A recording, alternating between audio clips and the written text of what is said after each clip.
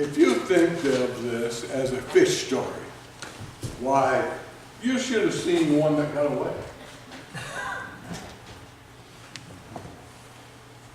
The two little words, fish story, are synonymous in our minds with, how shall we put it, creative embellishment of the truth. The one that got away can't be dredged up out of the deep to dangle from a scale or to be laid out, tail twisting and flapping against a ruler.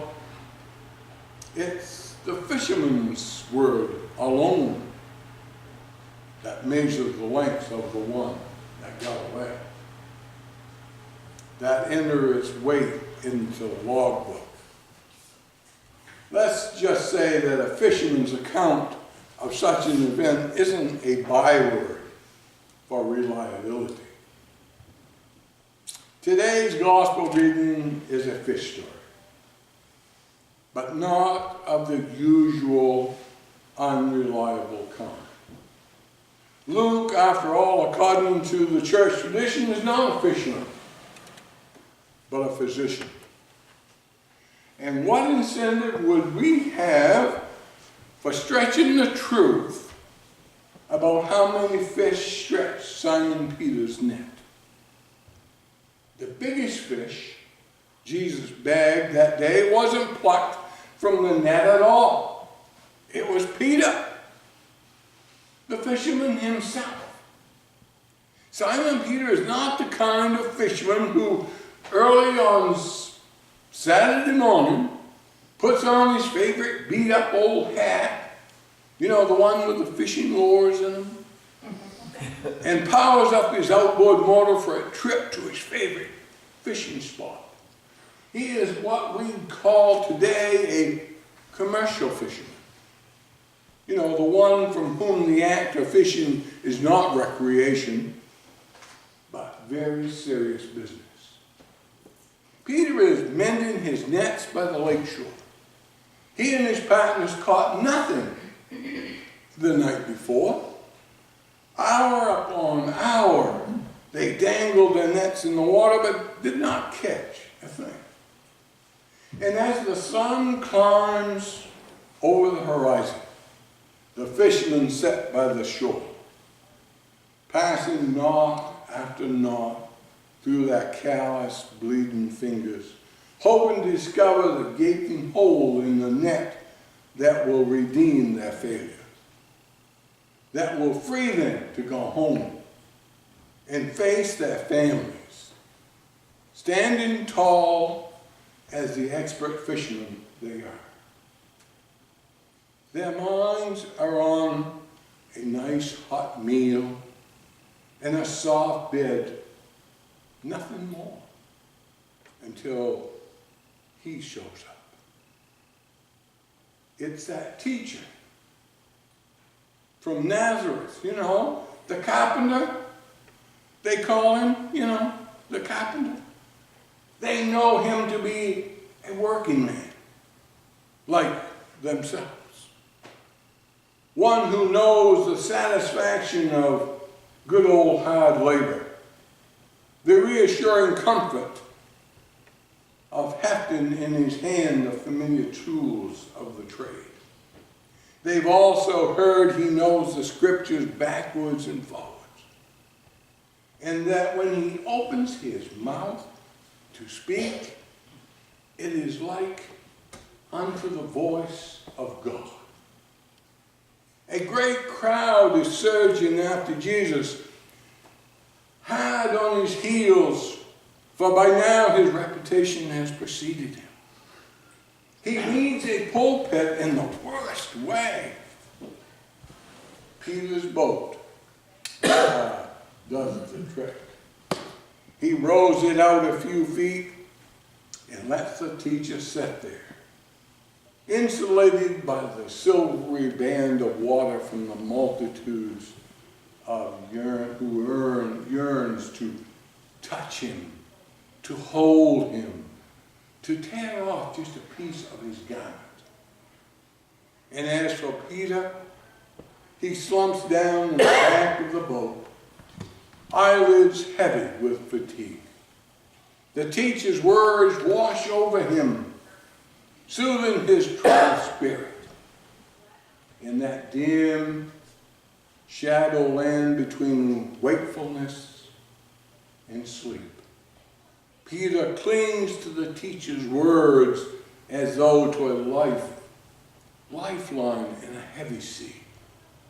Something deep within tells this man speaks the truth. And Jesus' words jolt him out of this trance. He isn't preaching any longer. He's speaking directly to Peter. Put out into the deep water, he commands, and let down your nets for a catch. The deep water?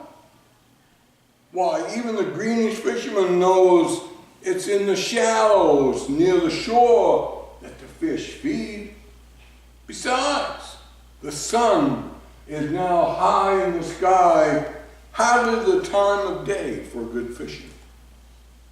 Master, are you sure? Are you sure? We worked all night and caught nothing. But something within the sturdy heart of this commercial fisherman whispers that he ought to take the carpenter's fishing tip. Just this once. So Peter and his companions row, and they row out to the deep water, let down their nets, and find to their astonishment that they can hardly haul them in for all the fish. It takes both boats in that cruise to bring that catch to shore. And Peter's reaction to all of this seems very strange. You might expect him to be overjoyed at the miraculous catch, or on the other hand, to feel mortified that this landlubber had shown him, the master fisherman, where to find fish. Yet for Peter, the catch of the fish seems almost beside the point. He falls at Jesus' feet. Go away from me, Lord, he begs him, for I am a sinful man. What a peculiar reaction. Yet it's in keeping with who Peter is and with whom he has discovered Jesus to be. And kneeling on the planks of his fishing boat and hauling in that bulging net, it suddenly occurs to Peter that he is the presence of the Holy. The man sitting beside him is the carpenter from Nazareth.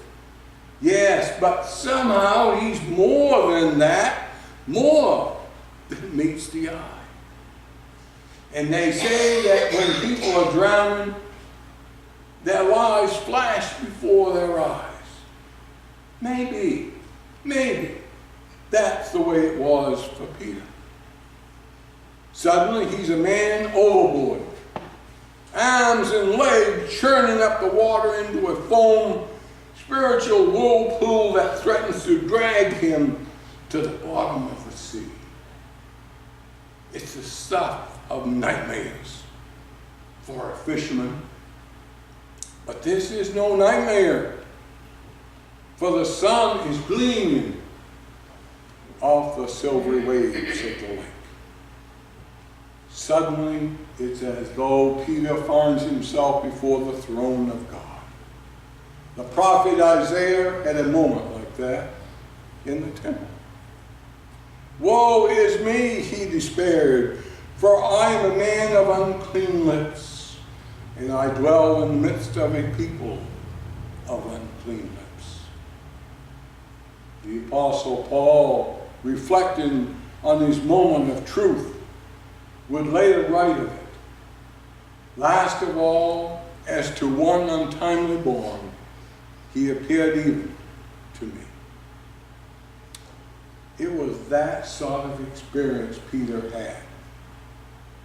Kneeling on that smooth, weathered planks of his fishing boat. For no sooner does he row Jesus back to shore than Peter leaves his boat and his nets. And yes, even that great catch of fish, and follows him. The fish are now the least of his concerns. Do not be afraid. Do not be afraid, Jesus tells him. From now on, you will be catching people. And Peter's a person to whom we can all relate. For there is not a man, woman, or child out there among us who hasn't known something of this experience called failure. Master, we have worked all night long, but have caught nothing.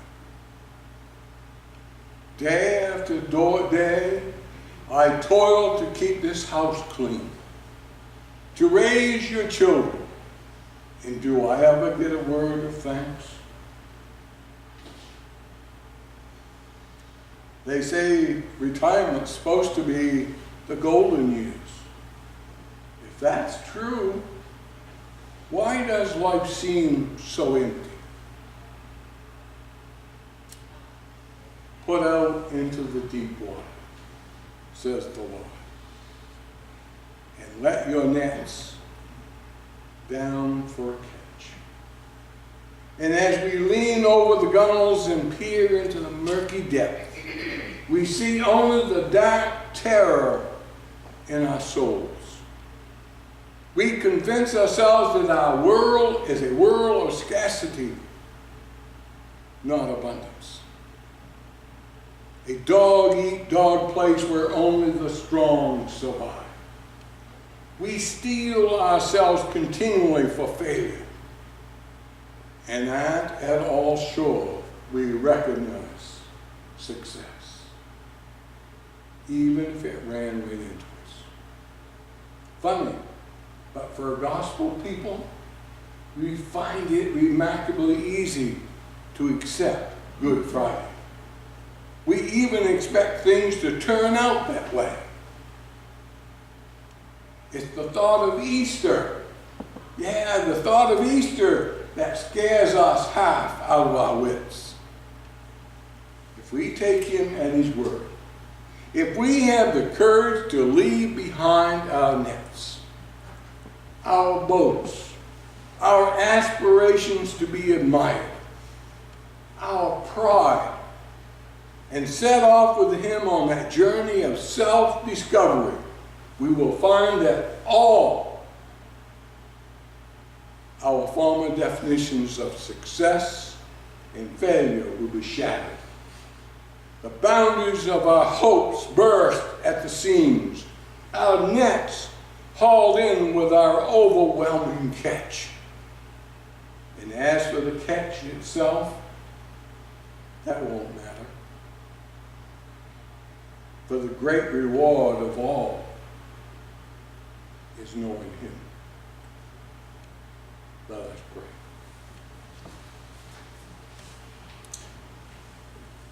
Lord, you have made us for the journey, but we are people who shun the road. We love our creature comforts. We find it hard to get up and follow.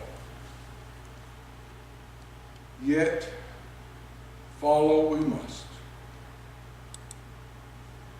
if we are to be your disciples.